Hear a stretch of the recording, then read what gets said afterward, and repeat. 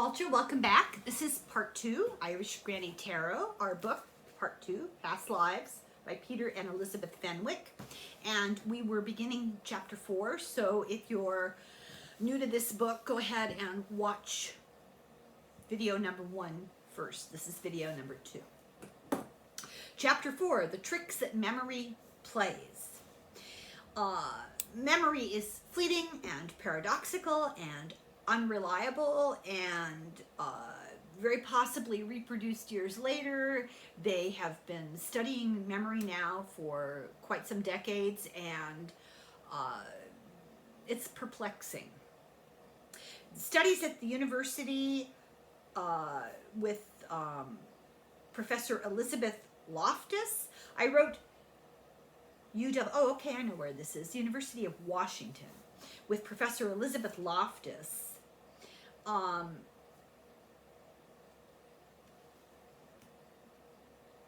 Remembered, okay, I need to look at this because it's not making sense to me. She did these studies and had memories of fake accidents, thought there had been a stop sign, which was really a yield sign, and realized that when people are presented with events like this fake accident, some people will remember what truly was there, but more people are inclined to not remember details or to remember them erroneously. And the point of this accident that she put together with the yield sign and the stop sign, the whole point of it was to show, well, to figure out how accurate are people's memories. And what it showed was not reliable and not accurate. Memory is easily distorted by misinformation. People were told, oh, well, you didn't see a stop sign, you saw a yield sign. And they'll say, oh, you're right. People have no idea what they saw. As time passes, it's easier to distort your memory. False memories can be implanted and mixed with your real memory. Studies have been done that some people remembered fake stories told by family members. So they set this study up where one family member would say to the other, remember when you were a kid and XYZ happened? And the person will start saying, oh, I remember that, and start elaborating on this story. And it's a fake story. It never happened at all. Imagining an event can actually create a false memory of an event. If you imagine something vividly enough or often enough or long enough, it's highly likely that you'll start remembering it as something that actually happened. And this is because the left hemisphere of the brain seeks meanings of events, and it may create false memories to explain events. It has a need to find an explanation and meaning for things that happen, and it'll just fill in the blanks.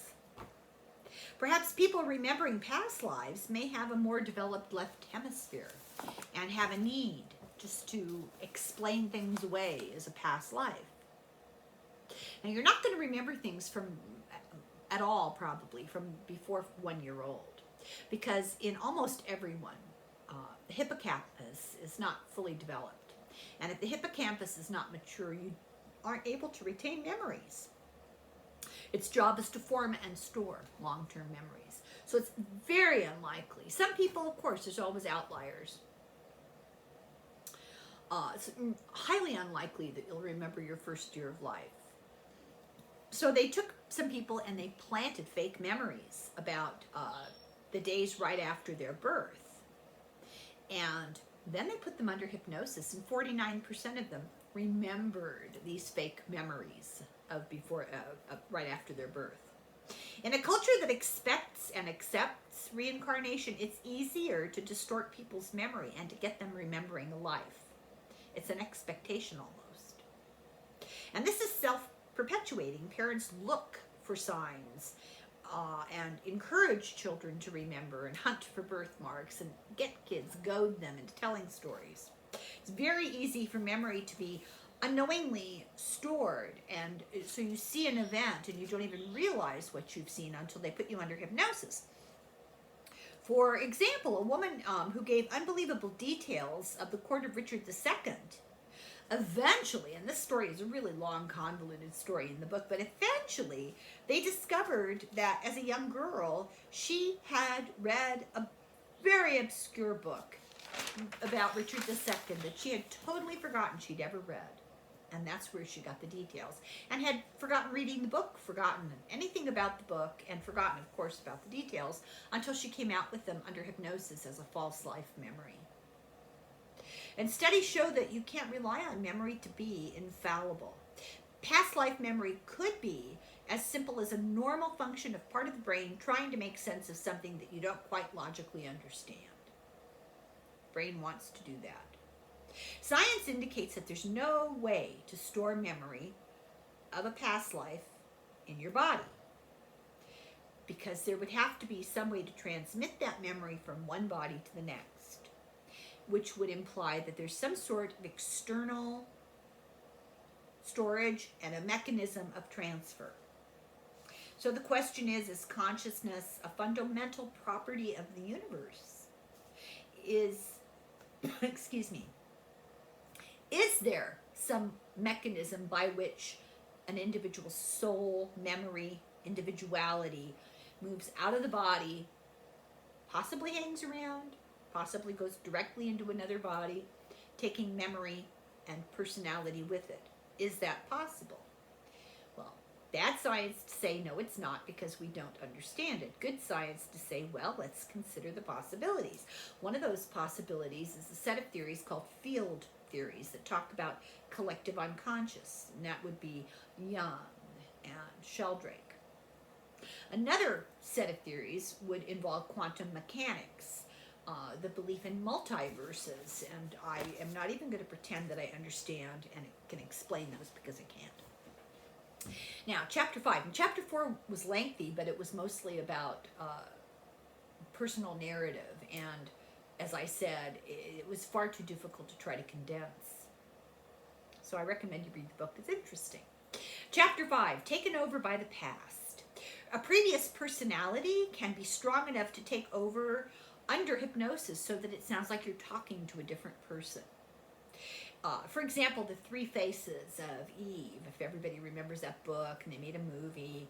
It's rare that this would happen spontaneously, and when it does, it's known as multiple personalities. It's very rare. Dissociative personality disorder, really debatable. Does it exist? Doesn't it? I don't know. Before the 1850s, it was called demonic possession. Interesting observation is that mostly male doctors and female patients set up the relationship that produces these stories. Is that a factor? Today, it would be most likely called a fugue state, dissociation. Dissociation is when your mind splits off. A fugue is not knowing who you are, and you have a total loss of memory. So dissociation is having several different types of people in the same body, supposedly. While a fugue state is a person is going around in a fog. When they come out of it, they don't remember anything that they did in the past. Often, both of these things, either of these things, can be associated with severe childhood trauma, often sexual abuse, or damage to the hippocampus. But they also think it might be possible to cause this by abnormally high levels of cortisol that are brought on by stress. There's the case of A.J. Stewart, who was Ada F.K., born 1929. She believed that she was James IV, that she dressed, talked, lectured like him. She had flashbacks to battles, remembering herself riding in the front of a band of men. She became obsessed. She moved to Scotland. She quit her job. Some believe it might be the equivalent of what's called mental migraines, which create false memories, a sense of timelessness, depersonalization, a sense of not feeling really yourself, deja vu, I've seen this before, Or agnosia, which is not recognizing the familiar. You look at your face in the mirror and you don't recognize it. And this is often a symptom of a stroke or a brain tumor. I'm not saying that when it happens it's a symptom of a stroke or a brain tumor. I'm saying that there are forms of strokes and brain tumors where this can be a symptom. So chapter 6, the dreams of forgotten lives. In sleep, the dream phenomenon of astral travel and alien encounters and old hag visits may all be in some way related to these past dream experiences. Your dreams usually relate to what's going on in your life, but some tell you about a former life.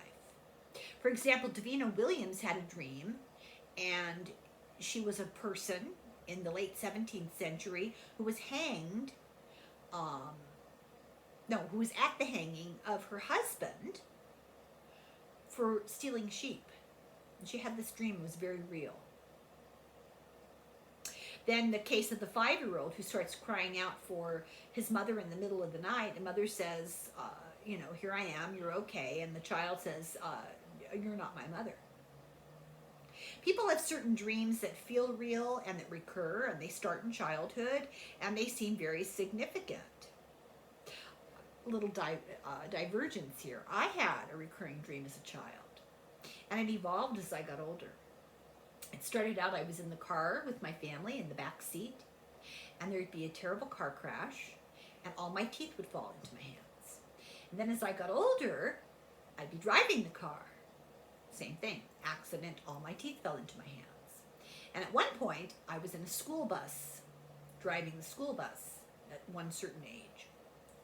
So when I was in high school, I was in a car accident and lost some teeth. And after that, I never had that dream again. So was that a precognitive dream? Which is, often people who have past life dreams will have precognitive dreams. They think there's a relationship between that psychic ability. Or did this come out of unresolved fears? Was I afraid that I would be responsible as the oldest child for a large number of siblings if something happened to my family? And that loss of control, I don't know. Interesting, huh? Never had the dream again. Often these dreams feel vivid. That's the truth. They feel like real life. They feel like they're actually happening. Some are like a lucid dream, that you actually feel like you're awake, but you're asleep. But these dreams can't be guided or controlled the way a lucid dream can. And in a lucid dream, you can usually say, I'm going to go over here and do this. And in your dream, you do that. In these particular life dreams, you don't have that control. Studies about telepathic dreams and precognitive dreams suggest that the mind extends beyond the body in time and space, which indicates that dreams about a past life might be possible, that you might be plugging in either to something that did happen in the past or something that's going to happen in the future. Or what if these dreams are really remote viewing? What if you're actually traveling to somebody else's past life? It's not really you at all, but you're looking through somebody else's eyes at something that happened in the past. I thought this was an interesting theory. And what if it's precognition, a kind of a deja vu yet to be viewed? You're plugging into something in a timeline, like remote viewing of the future. What if our concept of linear time is faulty? I think it's a pretty good guess that it is. Physics now accepts that time is not linear, and that goes a long way to helping to understand these things. So chapter 7, searching for a past life. Hypnosis will sometimes reveal past lives, but under hypnosis, you can be extremely suggestible. There's a loss of inhibition and an increased ability for imaging and for imagination and role enactment. Imagined events feel very real. They're very vivid to the experiencer and involve often intense emotion. it's much easier to convince people um, that what the hypnotized person is experiencing is real. It's much easier to convince this hypnotized person that it's real, or to have them believe that it's real if it's connected with intense emotion. So if you're easily hypnotized, it's likely you can be led to describe a past life. They've been able to show that. You may develop a rapport with the hypnotist and feel like you want to please the hypnotist. And if the hypnotist says, I'm taking you back to a past life, it's not unlikely that you'll have a story to tell. And it's like leading the client. Hypnosis creates a high capacity for imagery and role playing and suggestibility, which can all lead to stories that are woven. Now, I'm not implying that these are not real experiences, that they're not memories of past lives. I'm doing what science is required to do, which is consider all the possibilities. Many past life regressions are fantasies created by our own minds. There's no doubt about that. Not all, but many.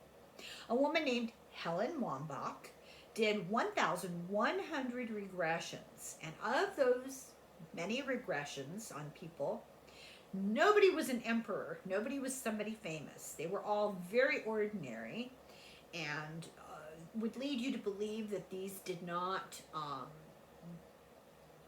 provide some sort of wish fulfillment. They weren't rich. They weren't famous. They did nothing remarkable. They were mundane. However, they were all from very old and unfamiliar and potentially romanticizable cultures and times. Nobody was a shopkeeper from 1965 when they did these, which would have been in the 1990s. Not enough distance in time for 1965 to be terribly romantic in those days. Often people go into the past life regression, hypnosis, with the past life already in mind, and they want more details. Maybe they had a dream. Maybe they were attracted to a costume fantasy on television, and they think, oh, maybe that's what I was in a past life. They go to a hypnotist, ask to be regressed, and then they come out with a story. But often, the story they come out with is disappointing. It's not as vivid as they had hoped. It's not the story that they were expecting. If you're looking for hypnotic regression, you're looking for some kind of proof of a past life. A guy called Joe Keaton has done hundreds of regressions, and he says 2 out of about 100 are not the product of imagination and fantasy. A very small percentage are really legitimately inexplicable. However, he said fantasy can't explain all the cases. Most of them, yes, but not all of them. Here's one that's really interesting, and I did try to go into the important points in this story because it was so interesting. It's chapter 8, the case of the Spanish adventuress. This is an interesting story. It's been extensively fact-checked. It has many extremely obscure details that they were able to fact-check. So a Dr. Linda Tarazzi, a hypnotherapist, had a subject, a woman named Laurel, who was in her late 60s from Chicago, raised during the Depression. From early childhood, she had a keen interest in, oh my God, I can't read the word. Oh, the 16th century. And she claimed to have been an adult in the past as a child. I used to be an adult, that kind of statement. She claimed as a child the best gift she ever got, that she asked for and received, was a set of fencing foils. So she joined a group, a hypnosis group, to lose weight. And all the story came out. In her regression, she was Antonia de Prado, born November 15th, 1555, on a plantation on the island of Hispaniola. She was taken by her mother to visit her uncle in Germany when she was 14, and her mother died during that trip. Her uncle was a professor, and he encouraged her to be educated, not common for girls at that time. In order to get into the libraries, she cross-dressed And to go to the university, she pretended to be a boy. When she was 25, her uncle took her to Oxford. He was politically active. She became politically active. This is during religious battles between Catholics and Protestants. Her uncle died, and she joined her biological father in Spain in 1584. She found that actually when she got there, she went to join him, and when she got there, she found he had died. But he knew he was dying, and he asked a friend who was very high up in the Inquisition to look after her secretly. So when she got there, she was such a free thinker, she drew attention, and she was tried and fined by the Inquisition. Keep that in mind. She eventually took a lover, had a son, but then she drowned off a Caribbean island on a trip. So Laurel, the woman from Chicago who was doing hypnosis to lose weight, became obsessed with this past life. The doctor, Dr. Tarazzi, regressed her 36 times and then took notes and fact-checked hours and hours of research. It took her forever. Some of the facts were easy to verify and easy for Laurel to have known. For example, Mary Queen of Scots was the queen. King Philip was the king. But 20 to 30 of these historical facts were very difficult to verify. They were eventually verifiable, but it was really hard to get the information. And the doctor actually had to hunt down extremely rare books. She went to Spain. Over a dozen were only in Spanish in local archives. There were, for example, the names of 2 local inquisitors in this area that she claimed to have been in Spain. And these names were only available in Spanish in one book in a diocesan archives of a little town called Cuenca. Extremely hard to track this down, and she got the facts right. Of hundreds of facts, all of them were correct. Unexpectedly, her emotional memories were the most difficult to understand or to verify. It took the doctor many years to trace some of these facts, all of them proving to be correct. The doctor tested her by giving her suggestions that she hadn't drowned, but that she'd, under hypnosis, you didn't drown, this is a faulty memory, your life continued, you had a love affair, you had a second child. But Laurel was never able to give any descriptions or elaborate on any of that. She felt no connection to this false narrative and absolutely no emotional connection to it at all, and no memory. So was this whole story a fantasy or a fraud? In telling this story under hypnosis, she spoke no Spanish. Many resources of the facts were obscure, unavailable, and you would have had to go to Spain to get the information, and you would have to go into archives and libraries that required registration to receive these antique books. There's no record of her ever having done that. And the time period was wrong. The period of time between her beginning hypnosis, telling the story, and the facts being garnered, by the time she told the story, it was easy to show that there was no time or opportunity in her life before the hypnosis to research this stuff. She didn't go to Spain, get the information, come back, and then do the false hypnotic sessions. It's not how it happened. She got very impatient with the doctor when the doctor would dig into her memory for facts that interrupted her story. Everything was correct, but she didn't want to be bothered by all these mundane facts. She could provide them, but she would get irritated because her fond memories were being interrupted. It took years to verify all of this. When would she have done it? It wasn't possible. She wanted to be anonymous. She wanted no publicity. So did the doctor cook all this up is the question. And there were other witnesses involved in this, translators, researchers, academics who helped her. And they remained anonymous. They gained nothing from it. And they all said that, no, this was genuine. This didn't seem to be dissociation. Didn't seem to be cryptomnesia. She had no association with close friends or relatives who had extreme knowledge of Spanish or history or Catholicism. And the doctor checked these libraries where this woman claims to have grown up. Her really grew up in Chicago, and checked the records in the libraries to see if perhaps she'd been checking books out and had cryptamnesia. And no, she had never checked any books out about this time period. As Antonia said, and they were able later to confirm, the Inquisition was more moderate in most places than we like to remember. There were no people burned at the stake in most cases, and the number of executions during the Inquisition is actually exaggerated. She was fined. She was tried and fined. We now know that that's true, that there was a lot of exaggerating that went on. Candide, Chapter 9, a question of fraud and I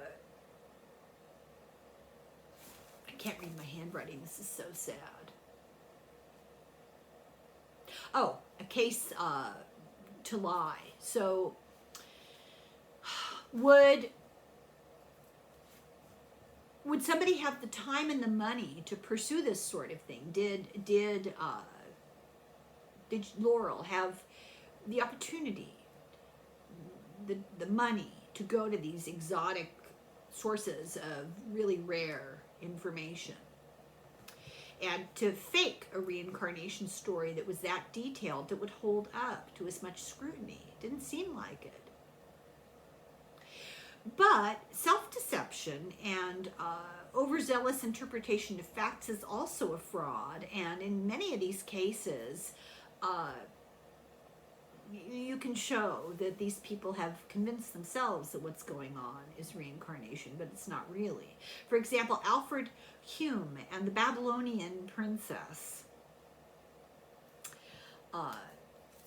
This is all about groups of people feeding each other's imagination, like a folie à deux, only it's a folie à masse. It's people creating fantasies as a group. And some people like to think, oh, well, it's about soulmates, that some people feel destined to be with a certain person and they will remember a lifetime with a person and now they're together again in a different kind of relationship. Brian Weiss hypnotized two separate people that were not unknown to each other, different appointments, but they seemed to know each other in past lives. It was really creepy. He met 4 different people who shared 4 different parts of the same life story. As individuals, as 4 different individuals in a past life, they shared a common experience. They didn't know each other in this lifetime. And they didn't even recognize each other. So the question that this chapter asks, it goes through some lives and gives examples, and it asks, can this whole thing become an obsession that gets carried too far? People convince themselves of what they're remembering being true. And I think that does happen. I think the book says it does happen. But then what about precognition? So the next chapter is about using the past to hear the present. And we talked about Joe Keaton before, the hypnotist, who did hundreds of past life regressions. And one was Anne Dowling, who was a housewife, was having nightmares. And one of them was about being alone in a bare room and feeling very apprehensive. Another was standing in a very sordid basement with a very roughly dressed stranger holding a knife. She always awoke from both of these dreams, terribly disturbed. Keaton saw that for most people, the trauma of past lives was often what they remembered, that this intense apprehension, intense fear, or the remembrance of a violent death seemed really common and seemed to be what triggered the ability to remember. So he regressed Anne to this basement, and she claimed her name was Sarah and that the man with the knife killed her. He attacked her. So Keaton asked himself, is a nightmare part of the past life, or had she constructed a past life memory to elaborate on a nightmare? Which came first, the chicken or the nightmare? Or under hypnosis, had she recovered a more complete memory of a dream that she had forgotten, and that she was elaborating on this dream that she'd already had. Most Westerners believe in dreams, and they believe that they are unresolved conflicts or emotions, and that a lot of the dream is symbolic and really not to be taken literally. But that's not how they're looked at in cultures that believe in reincarnation. They tend to believe that dreams are past life memories. Dr. Stevenson tells of a girl named Heidi who, as a baby, didn't like the top of her head touched, part of her head touched. As a toddler, she had a phobia about stacking blocks, toys, blocks, and her head was always sore. It was tender to the touch, and she didn't want anyone to touch it. In kindergarten, they had an assignment, and it was a class activity about stacking blocks. And she went home and had nightmares. And the nightmare that she had was that a house had fallen on her head, and that all the animals didn't have enough food and water and were dying. This was her dream. The doctor said, well, let's put her under hypnosis and let's tell her that it's okay, that it was a past life and it's over. And a couple of days later, she had completely recovered from the emotional part of it, decided everything was fine, and her head was never sore like that again. And what point they're making here is that past life therapy is becoming more popular and actually seems to help with fears and phobias and sometimes physical problems. And can we say that these problems are caused by a past life and that the regression heals that? It's hard to criticize if it works. If it's a past life and it works, well, fine. Healing phobias, healing physical conditions often respond really well to a past life regression. Or is this just a positive result from a more powerful part of your brain as a result of a post-hypnotic suggestion? They don't know. It hasn't been studied enough. A literal belief in reincarnation really isn't necessary for regression therapy to work. So you can go in there and not believe in reincarnation and still have it work. Two therapists who use regression therapy and don't care if the client is a believer or not, and have found that it works. The first is Robert Jarman, an American psychiatrist. He took a woman named Anna back to uncover the source of her pain, and she claimed to be Jewish, but in her regression, she claimed to be able to recite the Catholic Act of Contrition. And he started thinking of this as a treatment that involved the mind and the soul, and his medical assessment was, if it works, it works. And it may not always be effective, but it's like trying to do a total body healing. He said, we may not understand why, but for the people for whom it works, and it does no harm to try it. Then the second doctor who does this regressive therapy is Dr. Roger Wolger, and he also has had success with it. He says 10 to 30% is fantasy, but he says that we carry fragments of the past in us, is his assessment of the whole situation.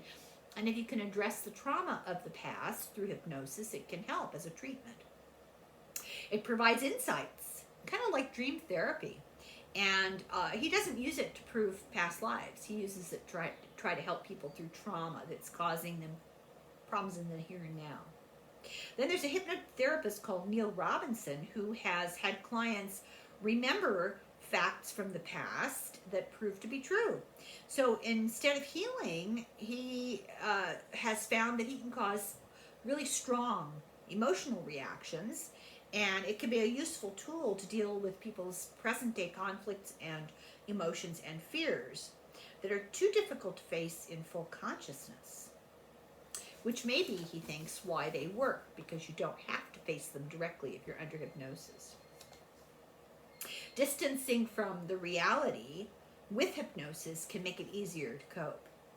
But he says you need to be careful because you can implant false memories. So it's like having false memories of certain kinds of abuse. Those can be implanted during hypnosis and therapy, and you have to be very careful. It takes an experienced and ethical clinician to handle these things correctly.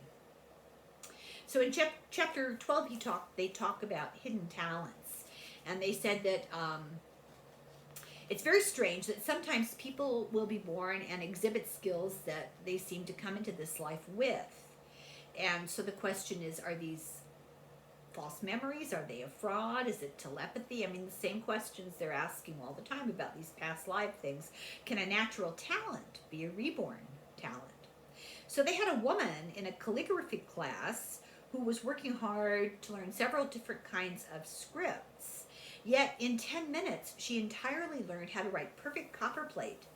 And she felt like, she said, didn't feel like I was learning. I felt like I was remembering it. And copperplate is notoriously difficult, and for many people takes years to perfect. She perfected it in 10 minutes. She could even remember, once she started doing it, being taught before in a past life, in a classroom as a child. But that had never happened to her. They checked with her family and her teachers. She had never been exposed to it before. But she can recall writing things that were dated 1730 and 1800. Then there was a girl who, at the age of 9, went to a fair and got on a pony and was a perfect rider, knew all the little tricks of the trade of pony riding, and was questioned about where did you learn. She never had. She just automatically knew. And then there was a guy from a past life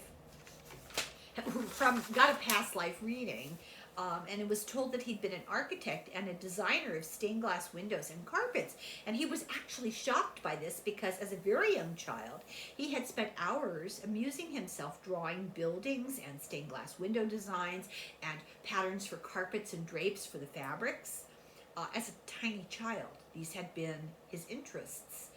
Past life regression told him he was an architect and a designer of stained glass windows and carpets in his past life. Then there was the guy who took up making longbows as a hobby, bow and arrow, longbows. And for years people made fun of him and also told him he was doing it wrong until an ancient shipwreck was found that had longbows in it who were made exactly the way he made his and proved him right. So we see a talent and an interest, but what triggers it? What develops it? There was a guy who saw his first violin at the age of 8, picked it up, and could play it beautifully. At his first lesson, he was already halfway through a whole year that everybody else had learned, but he could already play it.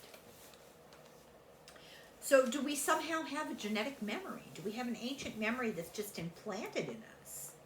There was a girl who was in this country environment, new to her, and was really getting upset because she felt that the rushes, these plants that they were looking at, were going to waste, and she kept saying, well, why aren't they using them? Why are they not doing something useful with them? And only to discover that these particular rushes were rare and had a unique use as candle wicks in the past. She had no idea. So then we could talk about channelers, people who claim to channel. Remember ZZ Knight or JD Knight or whatever her name was, Xanthra or what? She used to have those awful sessions where she'd sit on a pillow and claim to be some deep-voiced spirit from the past. Channelers claim that a spirit is speaking through them. It's an actual somebody from the past speaking through them. And I'm not implying they're all fake. She was. Matthew Manning is a guy who, after being plagued by poltergeist activity, he discovered that he could make this poltergeist activity be much less bothersome if he sat and did art. and suddenly found that he was making art that he didn't know where it came from, and it looked like Picasso or Beardsley. And the doctor asked, well, could this be what's known as an eidetic memory, that he's seen these famous paintings and he's just reworking them a little bit, a sort of a form of cryptamnesia, are these things he'd seen before. But they couldn't find any originals that looked even remotely what he had done. And when not doing this particular thing, he had no history of art ability, he had zero ability at all. And channelers do appear to go into some sort of light trance state. There was a Dutch didgeridoo player who believed that he was an aborigine in a previous life and was an expert when he went into trance, an expert on the didgeridoo. There was a book called The Sorry Tale. The Sorry Tale, written by a woman who called herself Patience Worth. She wrote this collection of poems, plays, and a novel, 325,000 words, and she just put the pen to paper and wrote it out. There was no thinking, editing, creating. The woman who claimed to be this Patience person was a woman by the name of Pearl Curran. Patience claimed to be set from the 17th century, a Quaker, killed in America by Native Americans, but the doctor noted that her accent was wrong. Her dialect was actually from the 1623 time period, but there were no Quakers until 1646, so there was something weird going on there. Pearl, the medium, was an unread, untraveled woman from St. Louis, Missouri. And the works of Patience, this person she channeled, were extremely sophisticated. The doctor hypothesized that there's truth in the belief in theosophy called Kama, K-A-M-A, that the motivating force of a person survives after death and can reactivate in the presence of a sensitive person. But Professor Stephen Broad of the University of Maryland, who's a philosophy teacher, says it's really important in looking at these cases to ask the important question, who benefits? He said that Pearl, who was kind of a dull person in general, suddenly had this great opportunity to be witty and opinionated, that she was able to write things that she was never allowed to express. She could use this alter ego as her excuse to avoid responsibility for the sort of challenging things that she was writing that did not fit into her cultural, social norm. A person called Rosemary Brown, who had no musical ability, but for 30 years was able to channel composers. And one work that she came out with proved to be remarkably unique and unusual to experts. The rest of them that she did, they said, well, they were okay, but they were kind of dull copies. But this one work was really unique. Extraordinarily gifted children exist. There was a Canadian child who did 9 years of music at the Canadian Royal Conservatory in 1 year before he was 5 years old. Wow. Experts say that these kids have some sort of natural genetic talent and are in a nurturing environment, and the combination is unusual, but if you get those two things together, it can happen. One thing they've observed about channelers are that they can be very inconsistent with what they come out with, and they're never geniuses. Then there's this condition called savants, and these are children who have some sort of autism or disability and exhibit a very unusual talent, just one unusual talent. They often show what's called a staring reverie, which is where they kind of stare into space. It's like daydreaming. There's assumed that there's some sort of abnormal brain development or brain damage, and that they're able to access a greater amount of memory storage so that they can be really smart about one thing. Some have accents or Xenoglossy, which is being able to speak a foreign language that ostensibly they've never learned. But it isn't true that all who claim a memory of the past life actually have a past life. For example, Dr. Stevenson's patient, Gretchen Gottlieb, a guy in 1970 who was practicing hypnosis with his wife, and she came out talking about, she was a German-speaking woman named Gretchen. They had to get a translator to figure out what she was talking about. They called in Dr. Stevenson, and he said he brought with him 3 different German speakers, and they all listened, and they collected information. And they said that her German was spotty. Sometimes her grammar was good, but her vocabulary and her accent often were not good. But she also understood them in German, and she made sense. Never had been able to speak German before.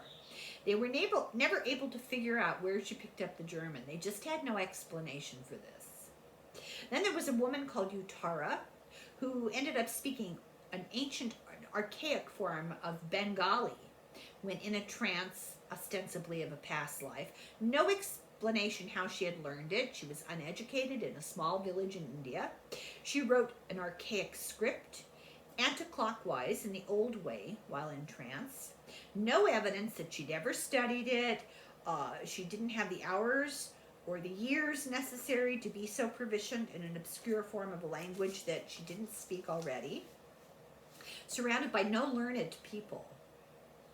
Then there was a woman who regressed into a past life in Italy and stopped understanding the English of the hypnotherapist.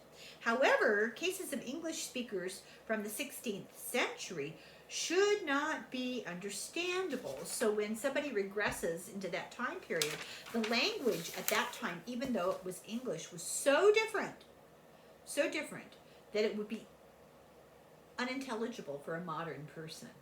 And the best example of that is to read Chaucer in Old English. Now, that, of course, that's older, but it gives you a sense that language has changed dramatically, and you wouldn't understand what they were saying. These sort of past life regressions where language is involved, a foreign language, are almost non-existent with children, which is an interesting thing to think about. So chapter 13 is called My Other Mummy, and it's stories of children who claim that you're not my mom and dad. I remember my mom and dad, and then has descriptions of it. Kids begin very young, when they can talk, to tell about their past lives, and then it fades away around the age of 8.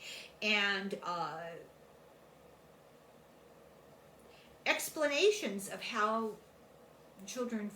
memories are fabricated may work for adults, but they don't work for children. They haven't had the time or the life experience, the reading ability, the research opportunities. It's just, a 2-year-old doesn't have much to draw on. Their memory bank is not even developed, and they often have way too much information for somebody quite so young. But children are imaginative, and they're prone to fantasy, and they're very suggestible. For example, a girl named Tammy, who was born in December of 1990, was able to say hello at the age of 4 months. At 18 months of age, she saw a Victorian dollhouse and said, "That's like the house I used to live in." She saw in the same museum a model of a woman in a Victorian dress and said, "That's my mummy." And her memories of this past time period all end at around the age of 3, and she said that when she was 3, she went to heaven. Well, she had at home no TV. She had no books that would have influenced her, and in fact, her mother discouraged her for talking about this. They can't figure out how this child knows this stuff. Then there's a person called Nicholas who had, let's see, I don't want to get down in the, oh my goodness, I guess I'm supposed to read it because I opened it immediately to that page. This guy Nicholas was 3 years old when he talked about another life. The mother says, "Nicholas was sitting in our bed while my husband Harry was painting the window frame. After a while, Nicholas began to speak as follows. Nicholas, I wonder where my mommy and daddy are now. Harry, his father, your mommy's at work and I'm here painting. Nicholas, not you. I had a mommy and daddy before you, and my name was not Nicholas. It was Peter Amy's, and I lived in Weston. I had a twin brother, and mommy and daddy died at St. Thomas Hospital. I died, and God asked me if I wanted to stay and help him.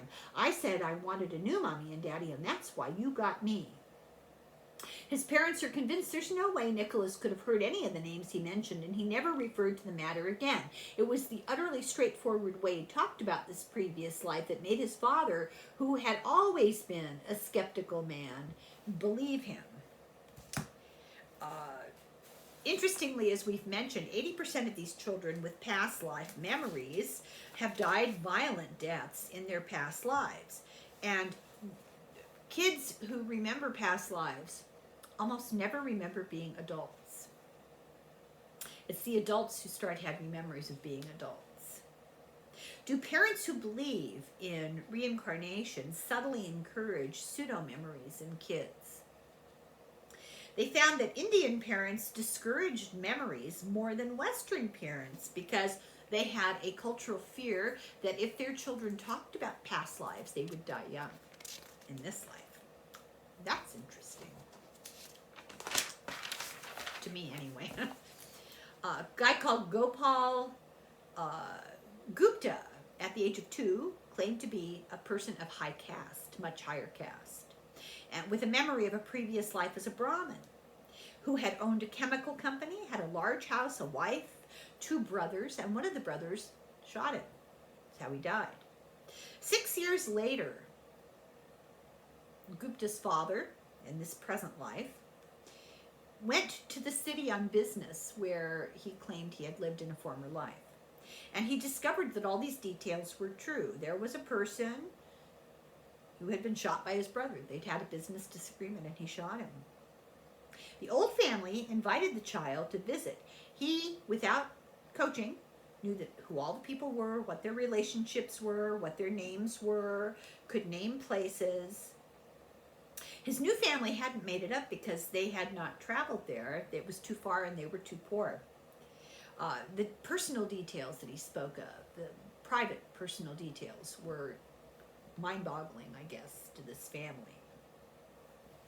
So chapter 14 talks about children who remember. Most kids remember, and as soon as they can talk, they tell, and depending on the reaction or the culture that they're in, they will quit talking if they're not at all encouraged. Girls refuse to talk after puberty often because they're so sensitive to negative reactions. They don't want to stand out. Most people forget their early childhood, even in present times. And psychologists assume that often we need to forget, that there's no useful purpose in us remembering much of this.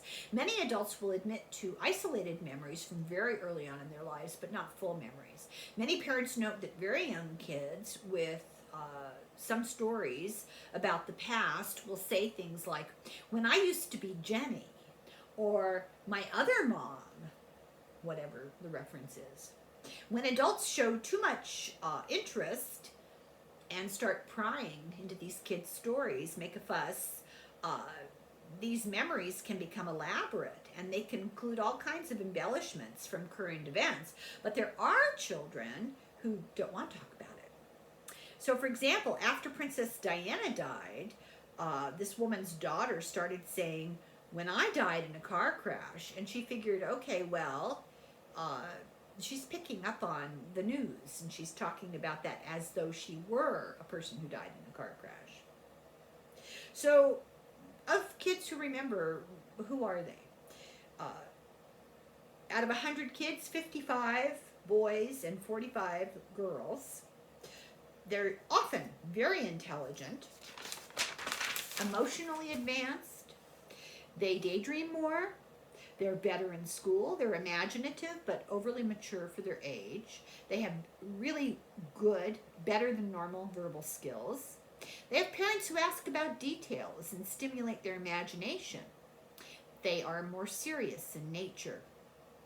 Their memories are often expressed in different developmental levels. They'll talk about things that they shouldn't know about at their age. Sometimes the facts a kid tells correspond to the life of someone who died far away years before, and they can be fact checked, but there's no way that the kid would know about that. Many times, children with very high intelligence find a way earlier to tell memories before they fade because they learn to talk earlier, and that's why they're able to remember younger.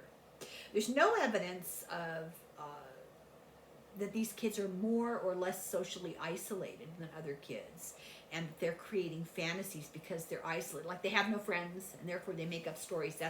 There's no evidence for that. There's no sign that they feel rejected. They all seem to get along well with other kids.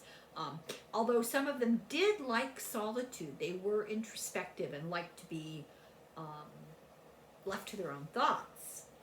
When speaking of the past life, they often seem to be in an altered state of consciousness, that sense of reverie or daydreaming. These kids also have intense outbursts of anger, so there's some connection with intense emotion. They refer to themselves in the third person, and they claim that a third person did what they actually did, like they blame it on somebody else. They talk to themselves. They tend to be sleepwalkers. They deny or forget painful experiences in their present life. They have a very large degree of independence, but they're in no way abnormal. There's nothing diagnosable wrong with them. And often kids who have these stories with verifiable facts in past life memory are much less suggestible than you would think, and the facts do tend to bear out that they did happen. The acceptance of reincarnation in a culture makes it easier for children to talk about, but it doesn't increase the number of cases. And in fact, in Sri Lanka, where kids are encouraged to speak about it, they have a lower number of cases to follow. Few cases are solved by finding the real dead people whose real lives correspond with the children's memories. In England, you rarely get verifiable details. In India, 3 out of 4 kids who have memories actually do name names. So it's a much more of an Asian tendency of the culture.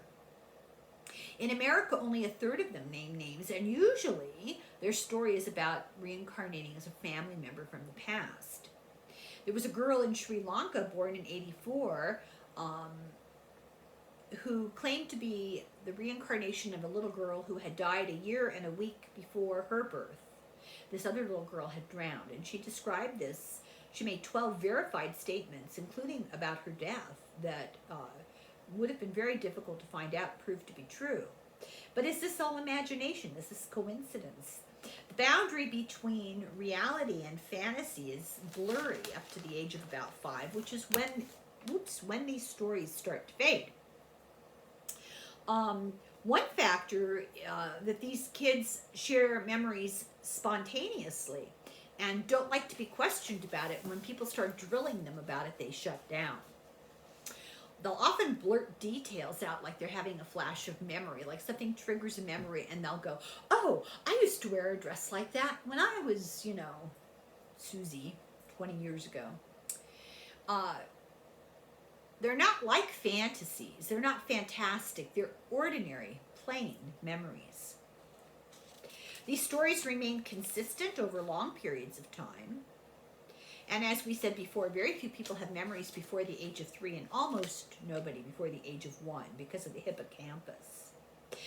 Imaginary friends. This usually occurs between the ages of 3 and 7. Often they're only children. Often they're socially isolated children, and they use these imaginary friends as scapegoats. They seem very vivid to the child. Are these fragments of a past life? And then there's, if I remember correctly, this is a description of,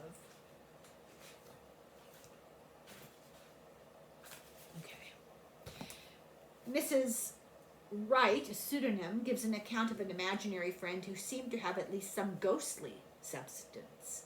When my eldest son was 18 months old, he would constantly talk to an old door in our home. On asking him who he was talking to, he said a little girl called Black. I put this down to an imaginary friend until by chance I was talking to a neighbor, and she was shocked at this story and told me of the people that lived in the house before the people we bought the house from. Apparently, Their surname was Black, and they had one young one young daughter who died of cancer. There's often a link with a violent death. Many have the memory of this violent death, and often kids have a phobia that relates to the mode of death that they remember. Western children are less likely to discuss a previous death than children from other cultures. No one can force you into a trance. All hypnosis is self-hypnosis, but daydreaming is a form of hypnosis. Adults, usually their first memory of the past life is often coming out of a meditative state or a self-hypnotic state. They're daydreaming and they have a first memory. Kids just talk about it, but they can gaze off as they remember, and they get very distant. It starts out, though, with children not in a trance, but talking about it kind of puts them into a reverie. With adults, it's the opposite. They get into a trance in order to remember. Is this some state that's related to post-traumatic stress flashbacks? In kids, kids often leave the normal stream of consciousness and tell this story of some terrible thing that happened in a past life, come back to the present, and have no emotional distress about it at all. Intrusive memories in adults usually leave an emotional mark. It's not normal, but it's not pathological. It's unusual. And the children that it happens to are intelligent, but not with serious emotional issues. So I will stop here. This is oh goodness, I don't seem to be able to keep this in my ear. This is a good place to stop, part 2, and we'll finish the last video here in a second. I hope you're enjoying this, and I intend, if people are interested, I have some more books about reincarnation. I'd like to do a little bit of a deep dive into reincarnation, but it depends on how these books translate, and it depends on the level of interest you guys show me. So I need to hear what part of this is interesting to you. Okay, I'll stop now, upload this, and I will return. Slong the foil.